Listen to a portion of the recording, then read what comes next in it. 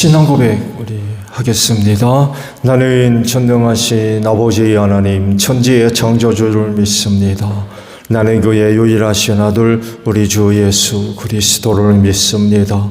그는 성령으로 잉태되어 동정녀 마리아에게서 나시고 본디오 빌라도에게 고난을 받아 십자가에 못 박혀 죽으시고 장사된 지 사흘 만에 죽은 자 가운데서 다시 살아나셨으며 하늘에 오르시어 전능하신 아버지 하나님 우편에 앉아 계시다가 거기로부터 살아있는 자와 죽은 자를 심판하러 오십니다.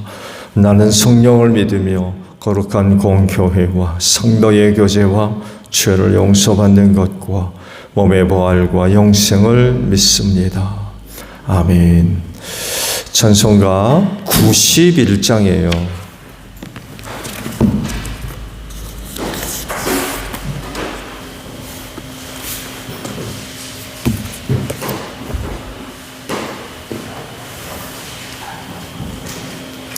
찬송가 91장입니다.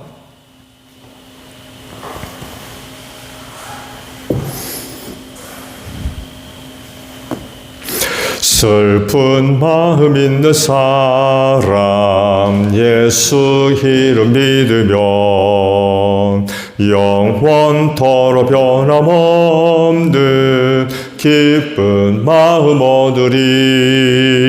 예수의 이름은 세상의 소망이요 예수의 이름은 천국의 기쁨일세. 거룩하신 주의 이름 너의 방패 삼으라. 환난 시험 당할 때에 주께 기도드려라. 예수의 이름은 세상의 소망이요 예수의 이름은 천국의 기쁨일세. 존귀하신 주의 이름 우리 기쁨 되도다. 주의 품에 안길 때에 기뻐 찬송 부르리. 예수의 이름은 세상의 소망이요 예수의 이름은 천국의 기쁨일세.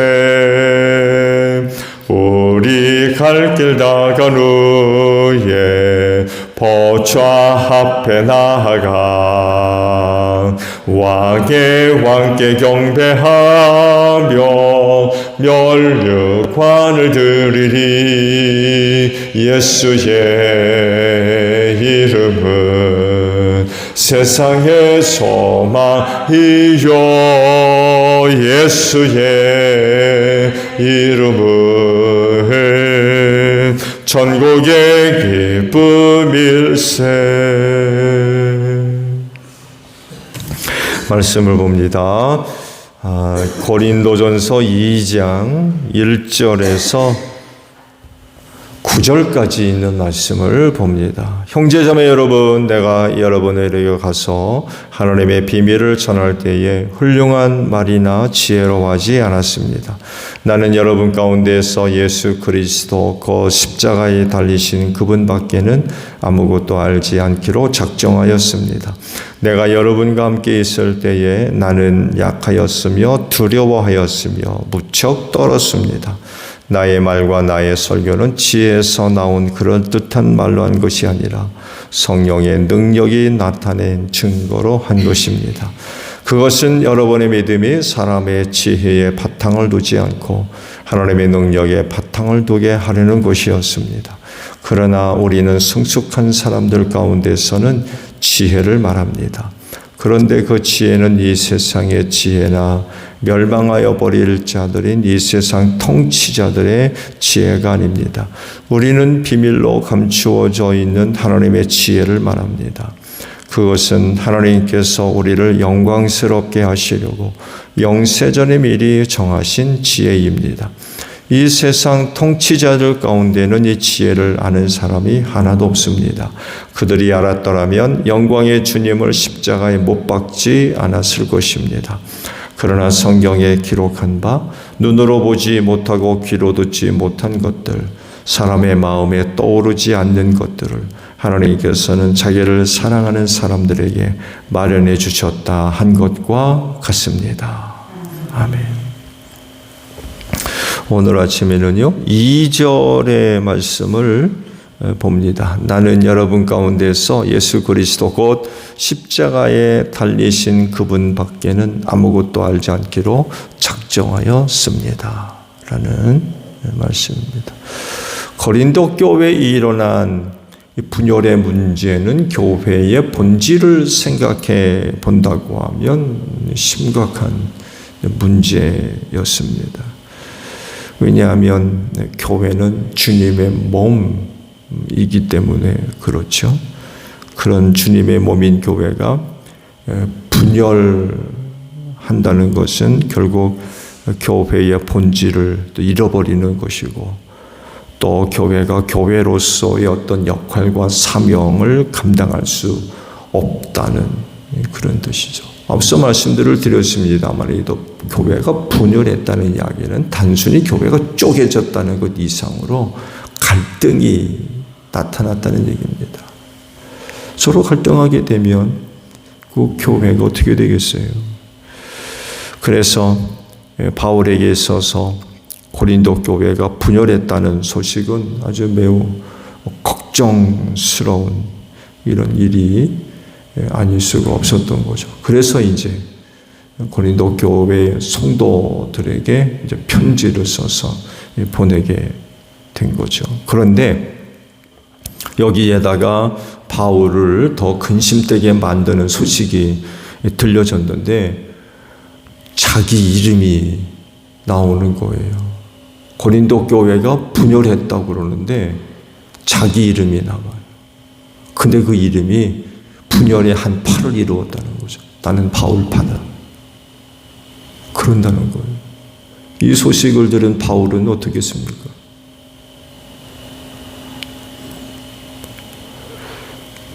그래서 교회에 서신을 보내면서 이 문제를 심각하게 다루게 됐고, 그리고 서신의 그 내용에는 당연히 사도 바울 자신을 변호하는 그런 내용이 포함되지 않을 수가 없었던 거예요. 내가 거기서 사역할 때 내 팔을 만들기 위해서 사역한 거냐? 이런 얘기예요. 오늘 아침에 보신 말씀의 내용들도 바로 바울 자신을 변호하는 그런 그 내용이라고 할 수 있어요. 특히 고린도 교회에서 그 사역을 어떻게 했느냐, 어떤 사역을 어떻게 했느냐를 두고 자신을 변호를 하고 있죠. 이렇게 자신을 변호하는 이유 말씀을 드린 대로 교회가 분열하는 데 있어서 내가 무슨 어떤 일을 하고 어떤 영향력을 끼치고 역할을 하고 그러지 않았다는 거예요. 그러면 바울은 고린도 교회에서 무슨 사역을 어떻게 감당했을까요? 앞서 말씀을 봤습니다만 해도 자기가 고린도로 보냄받았을 땐 세례주라고 보냄받은 게 아니었다는 거죠. 왜 거기 보냄받았느냐? 말씀을 전하기 위해서 내가 보냄받은 사람이다. 그래서 그곳에서 이루어진 복음 선포 사역에 대해서 이제 쭉 설명을 하고 있죠. 그중 하나가 이제 오늘 아침에 보신 그런 말씀의 내용입니다. 먼저 2장 1절을 보게 되면 하나님의 비밀을 전할 때에 훌륭한 말이나 지혜로 하지 않았다라는 그런 그 말을 해요. 이게 무슨 뜻인가 하면 훌륭한 말이나 지혜로 하게 되면 무슨 문제가 드러나요? 그 말을 하는 사람이 드러납니다. 자기가 앞서게 된다는 거예요. 사람들한테 자기를 드러내고 자기를 알리고 자기를 인식시키고, 이건 왜 그렇게 합니까? 자기를 지지하게 만드는 거죠. 자기를 따르게 만들고.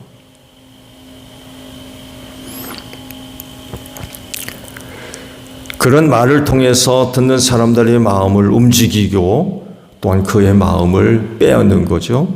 그래서 자기 사람 만드는 거예요. 이런 모습은 당시 헬라 철학자들의 전형적인 행동이었습니다. 그래서 자기를 추종하는 사람들을 모았고 또 자기를 지지하고 자기를 따르게 만드는, 이게 당시 철학자들의 공통적인 행동이었고 목적이었습니다. 근데 사도 바울이 철학자입니까? 복음 전하는 사람이지. 근데 그런 식으로 하지 않았다는 거예요. 그러면 어떻게 하나님의 비밀을 전했을까요? 4절을 보게 되면 성령의 능력이 나타난 증거로 한 거다라고 말씀을 하십니다. 먼저 하나님의 비밀이 뭐예요? 그건 복음이죠. 예수 그리스도를 통해서 이루어진 구속사의 그 내용들, 그게 하나님의 비밀입니다.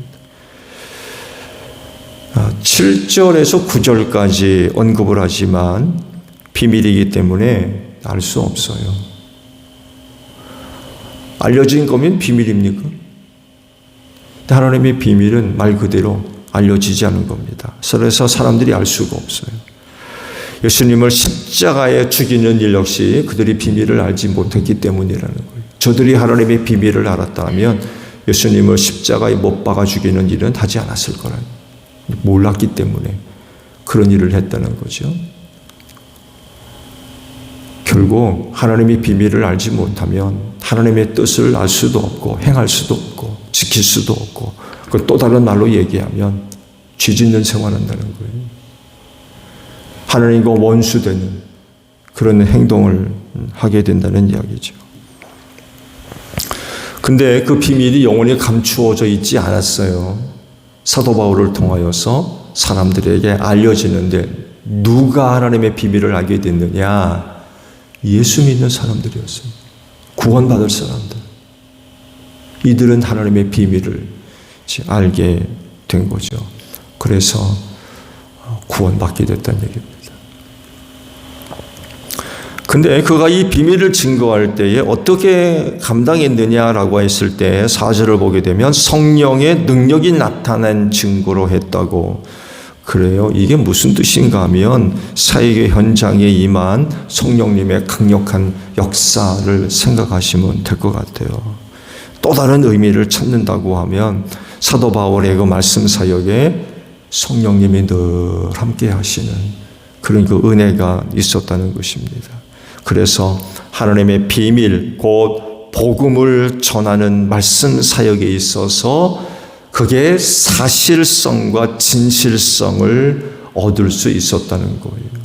성령의 능력으로 그 일을 했다라고 하는 것은 말씀 사역에 성령님이 함께 하심으로 말미암아 사도 바울이 전하는 그 말씀의 진실성과 사실성을 더해주는, 듣는 사람들로 하여금 이거 진짜구나, 이게 진짜구나, 이게 사실이구나 라는 것을 깨닫게 하는데 도움이 될 수 있었던 거죠. 그런데 여기서 한 가지 문제가 나타나게 되죠. 이렇게 말씀 사역을 할 때에 사람들이 누구를 봐요?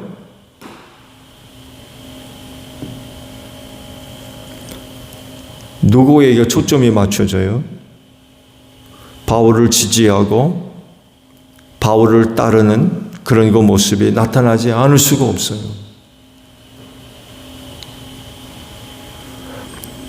이렇게 되면 고린도 교회에 나타난 분열에 적잖은 영향을 주게 된 것이 되어버리죠. 왜냐하면 교회 성도들 가운데 어떤 사람들이 나는 바울파다 라고 그러거든요.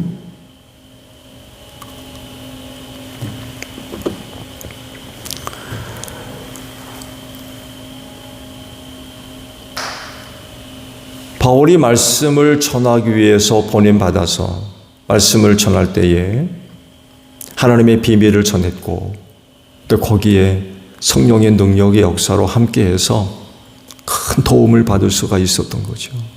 근데 문제가 뭐냐면 여전히 사람들은 바울을 본다는 거예요.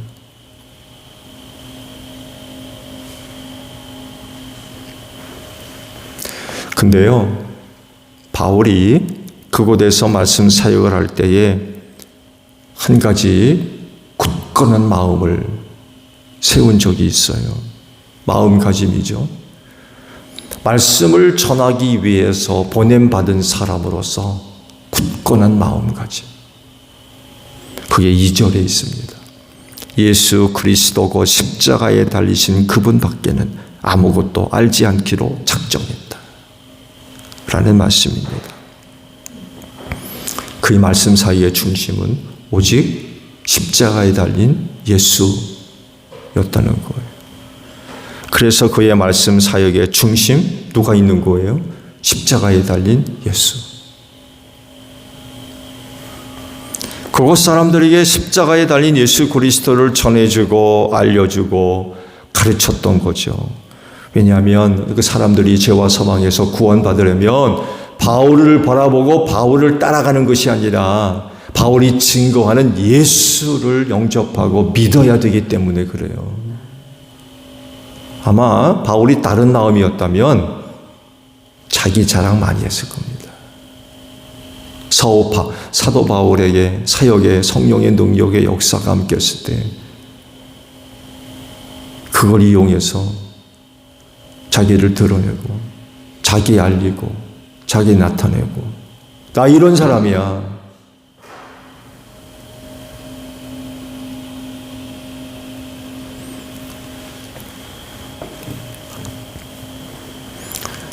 그가 이런 마음을 가졌던 것은 그것 성도들이 누구를 보게 만들어요? 예수를 보게 만들어요. 십자가에 달린 예수. 그분이 전해진 복음.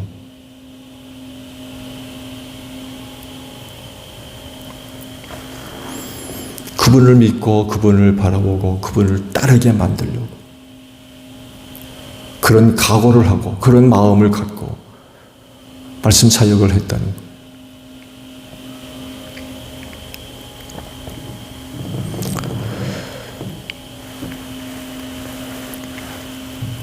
사도 바울이 말씀 사역에 있어서 이런 그 마음가짐을 굳게 갖지 않았다 그러면 아마 고린도 교회가 나는 바울파다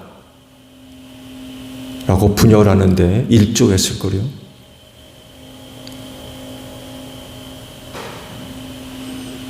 이건 말씀 사역만이 아닙니다. 교회 안에 일꾼으로 부름을 받고 세움 받고 사역과 사명과 직분을 맡겼을 때 똑같아요. 그 일 내 자랑하기 위해서 하는 겁니까? 나 알리고 내 드러나고 내 사람 만들고 나 지지하고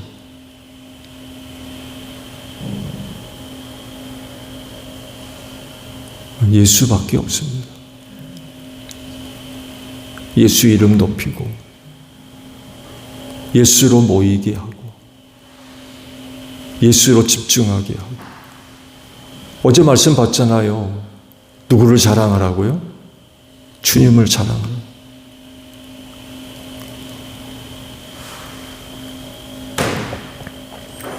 3절 말씀을 보면 말씀 사역에 임할 때에 그의 태도와 자세도 기록되어 있죠. 무척 약했고 두려워했고 무척 떨었다 라고 말씀하고 있습니다. 이건 바울 사도 외에는 누구도 몰라요. 말씀 사역하는데 자기가 이랬다는 거예요. 이거 누가 알아요? 아마 사람들에게 자기를 알리고 자기를 드러내고 자기 지지하고 자기 따르는 사람 만들려면 자기 이런 연약한 모습 얘기하지 않습니다.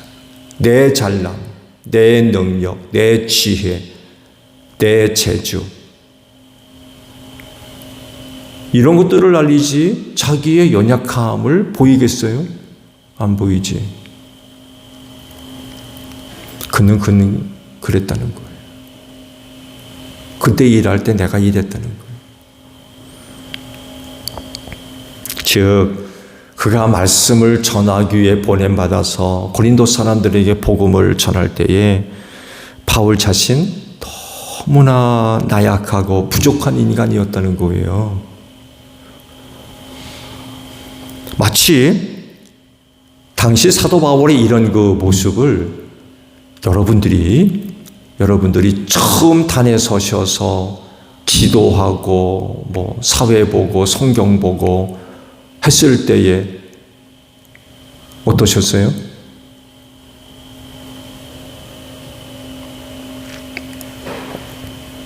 그때 여러분의 모습을 생각하면 바울이 이런 이야기를 하는 게 왜 그런 얘기를 했는지 금방 아실 거예요.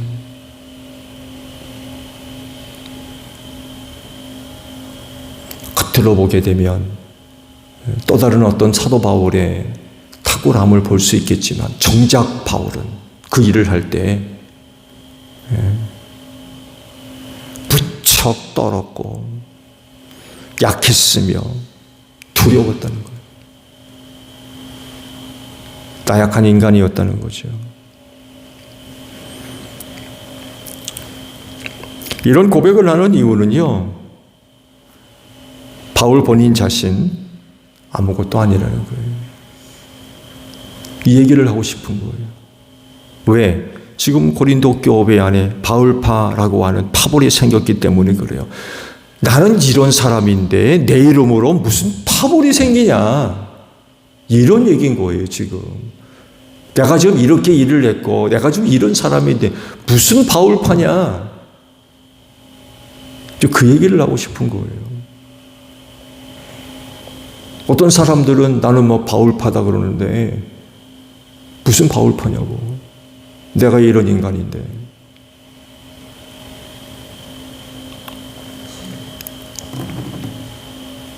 반문하는 거죠.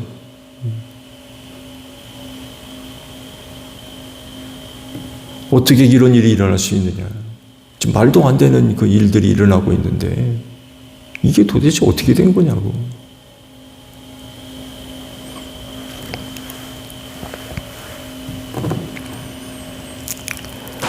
바울이 사역을 감당하면서 그런 계획, 그런 태도, 그런 그 마음으로 사역에 임했듯이 오늘 교회 안에 모든 주의 종들 일꾼들은 바로 사도 바울과 같은 그런 그 마음, 생각, 자세, 태도 본받아야 될 겁니다. 분명히 교회는 세상과 달라요. 여러분이 다니고 있는 직업, 직장, 사업 완전히 달라요. 그런 식으로 오늘 교회 안에서 사역한다 그러면 그야말로 고린도 교회 내에 문제가 발생했던 파벌, 분열 일으키는 것과 다를 바가 없어요. 어떻게든 예수가 앞서고 예수가 높아지고 예수를 자랑하고 예수로 시선이 집중되고 그래야 되는데 그런 자리를 통해서 자기가 드러나고 자기를 지지하고 자기를 따르고 자기 사람 만들려고 하고,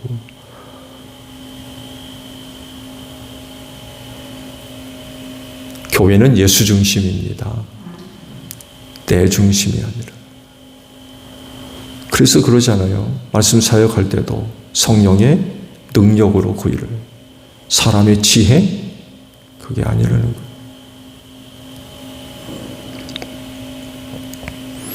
교회는 오직 한 분 예수만 믿으면 됩니다. 여러분 이거 방해하는 일이 없으셔야 돼요. 내가 그 일을 하지만 나를 통해 일하시는 분이 영광을 받으셔야 돼요. 그분이 드러나야 되고 나를 바라보는 시선을 예수께로 돌려놔야 돼요. 그러잖아요. 나는 그 일을 하면서 두려웠고 떨었다. 아무것도 아니라는 거예요. 근데 뭐 그렇게 나를 드러내고 자랑하려고 합니까? 내 사람 만들어서 뭐 하려고?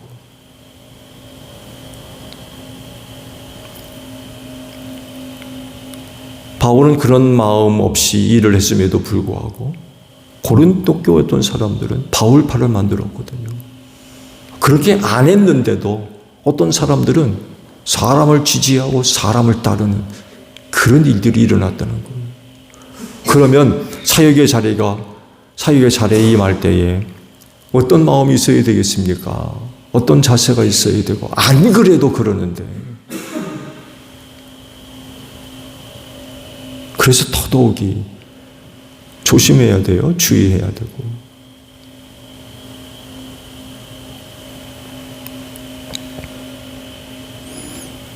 오직 예수에게로 모이면 됩니다.